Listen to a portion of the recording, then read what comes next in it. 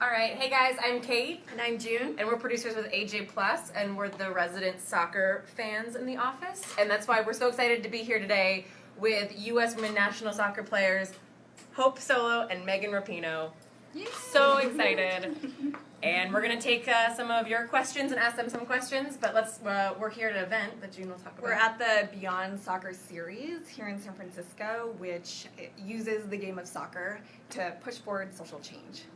And please send us your questions in the comments. We're going to be monitoring our phones and asking these lovely ladies these questions. And let's start. So our first question is, back in March, you and some other members of your team filed a federal complaint against the U.S. Soccer Federation. Can you explain what it was and why you did it? Well, we filed a complaint with the EEOC, which is the Equal Employment Opportunity Commission. And it's a complaint for pay disparity.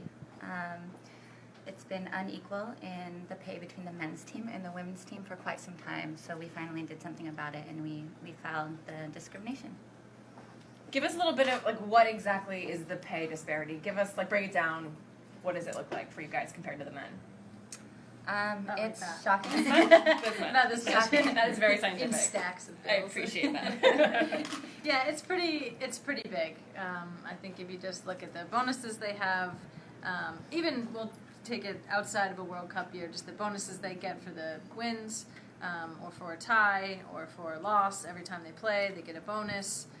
It's just much more than we get. So I think for us, it's about not only closing that gap, but really opening up the conversation into why that gap is there, and then really trying to close that off. And can you talk to us about the success of the national team? I mean, the women's national team has been extremely successful compared to the men. Can you talk to us about that disparity too? Yeah, I mean, I think our play on the field speaks for itself. I won't say that they have been unsuccessful. I think that they've made huge strides in their play, and they've been, quite frankly, influential in our game and us being so successful for all of these years. But on the field, we're expected to win, and we do win. And we've won World Cups, and we've won Olympic gold medals, and I think this is kind of, the perfect storm for us to really demand more from U.S. Soccer. And we've seen in the past year we've made millions of dollars for them, and I think it's time that we reap a little bit more of that. Absolutely. We've been hearing a lot of questions from fans since we posted this question to them. A lot of support from Honduras, from Mexico, people saying, we're there with you guys, we hope you get what you deserve. And Will just asked, what can the public do to help this cause? What can fans do to make sure that you guys get the pay that you deserve? I think what's most important is learning the facts. It's so easy to get muddled up with different numbers that people throw out there, that the Federation throws out there. But if you know the facts, and it's a very simple matter, it's about equal pay for equal work. We have the same employer, we do the same job, we put in the same amount of hours, the same effort level, but we don't get paid the same. So if you break it down in the simplest of matters, then it's not equitable. And so when you look at the facts, I think that's the way to create discussion. You can't just go, oh, women are complaining, or oh, that they don't make as much as the men. You have to be knowledgeable about the facts and then base your comments based off of the actual facts of the case. Right, and I think one thing that you hear a lot from men is, okay, if you want to make as much money, then you should have people watch your game. But the fact is that a lot of women's sports it's not covered on ESPN. So how can all this change? Well, yeah, I think the conversation needs to be bigger than just pay. I mean, if we talk about that, there needs to be an equitable investment into the sport as well. I think there's even probably more than the pay. There's just a huge disparity in investment. So that means TV time, that means in the leagues, that means in marketing. It's sort of off-contract dollars and stuff like that. I think that's really where you're going to see women's sport grow so much more, hopefully, in these coming years, is really the equal investment into youth sports and on up through the pro leagues. It's really interesting because you take ESPN, for example, and they broadcast about 2% of all women's professional sports. Yet in America, 50% of professional athletes are women, but only 2% of the sports are being covered on ESPN. So, it speaks to what's important to our society. Is it men's sports? Is it women's sports? Clearly it's not women's sports. But I think in time, it's going to be the place to invest your money because we are making gains. I mean, we had 23 million viewers in our World Cup, which is the most viewed soccer game in the history of the United States. And that wasn't the men's team, that was the women's team. So the investment will pay its dividends once the women's team and women's sports are invested in. Both of you are veteran soccer players. Can you talk about the progress that you've seen over the years, if much at all, in terms of A little bit, maybe? I think we've seen progress. Yeah. Well, what's really incredible is this last World Cup, we had 4 extra teams competing for a World Cup, which is really incredible. So you're seeing new teams, you're seeing different federations across the globe put more money into women's sports. Of course, there's still some teams like Haiti who didn't have enough money to come play us, and Trinidad as well. But, I mean, there's more teams, which makes the sport more competitive. I think what's been pretty cool that I think we can hang our hat on is just to see, as a team, sort of just to see where we were, say, 2010 and 11 and where we are now. And I think we've forced ourselves through that door and, quite frankly, really kicked it down.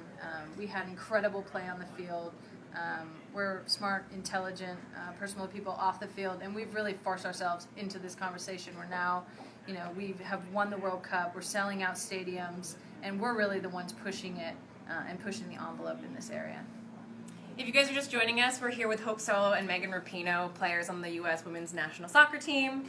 June and I are producers of AJ Plus and really big fans of the team. Should we pivot to the Olympics? Yeah, definitely. Are you? Let's pivot. Literally. Be careful with your knee, please. I can pivot now. Pivotable.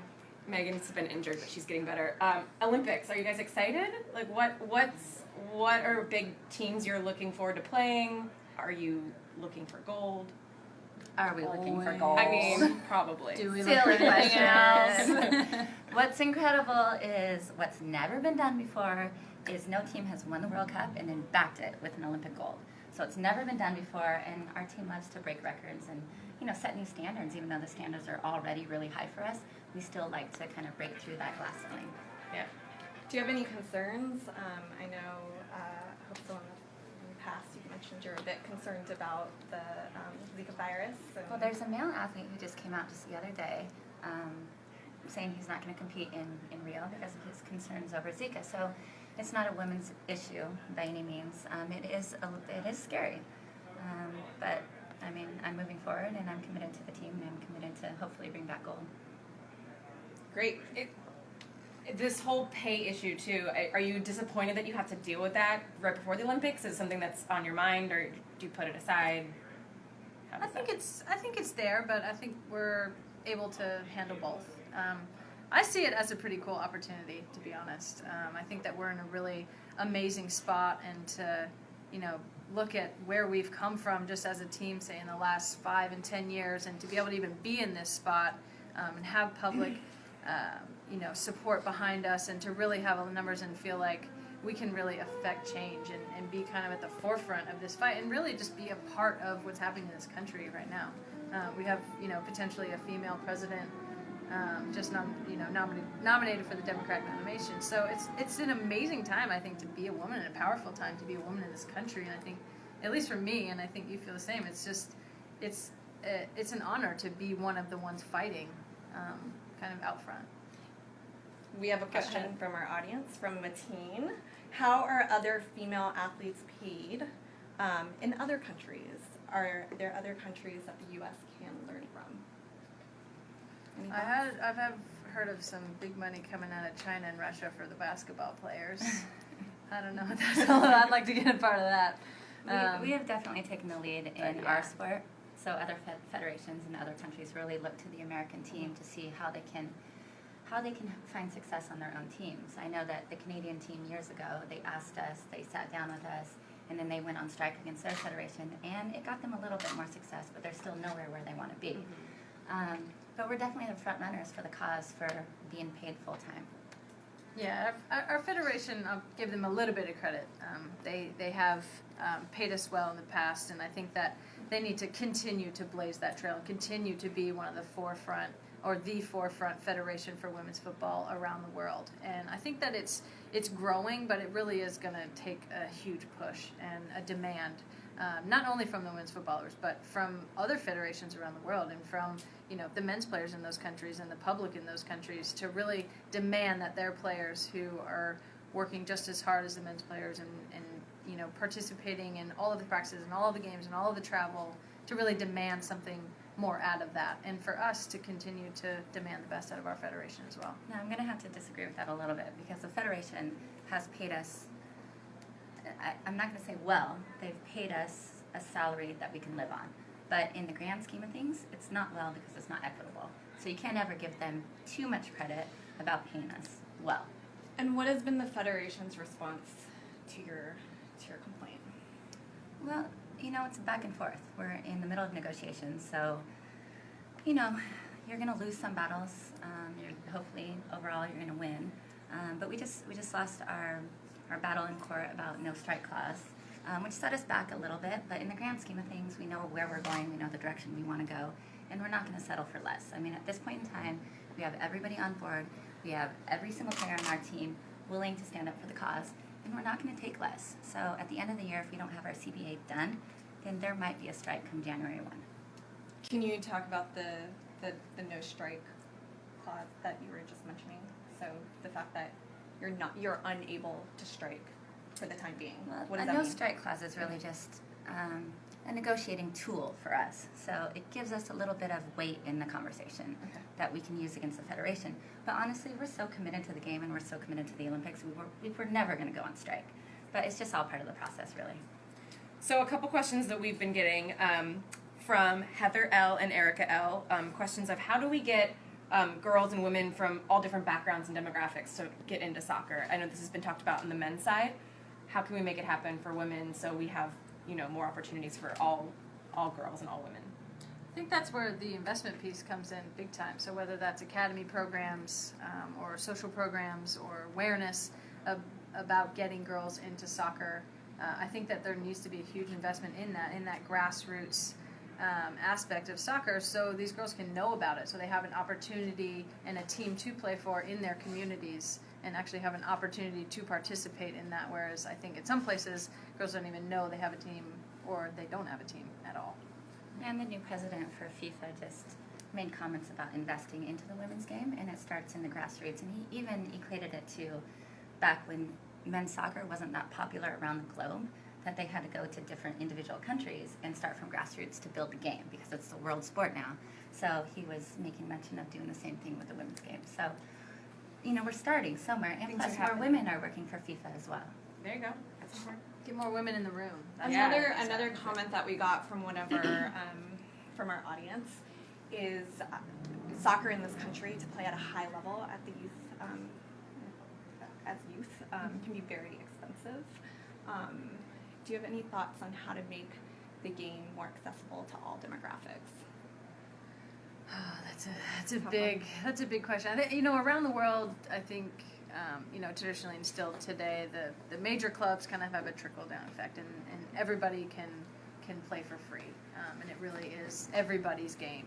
And here the system is different, and we have the college system, and I think that even affects female athletes even more. I don't know exactly what the solution is. I think it needs to be a lot cheaper than it is, because potentially it could cost thousands of dollars, and that really prices a lot of kids, probably the majority of kids in this country, out of playing. So whether that needs to be more funding, you know, that's another investment piece, maybe from FIFA or from US Soccer, more interested in funding those programs rather than taking dues from them. If you guys are just joining us, we're talking with Hope Solo and Megan Rapinoe of the U.S. Women's National Soccer Team. June and I are soccer fans, USA fans, and producers of AJ+. Should we close on some fun questions that we've gotten from that's people? a very good idea. Okay, so we asked people to write in with questions, and first from Florence G. Copa America, who do you have winning?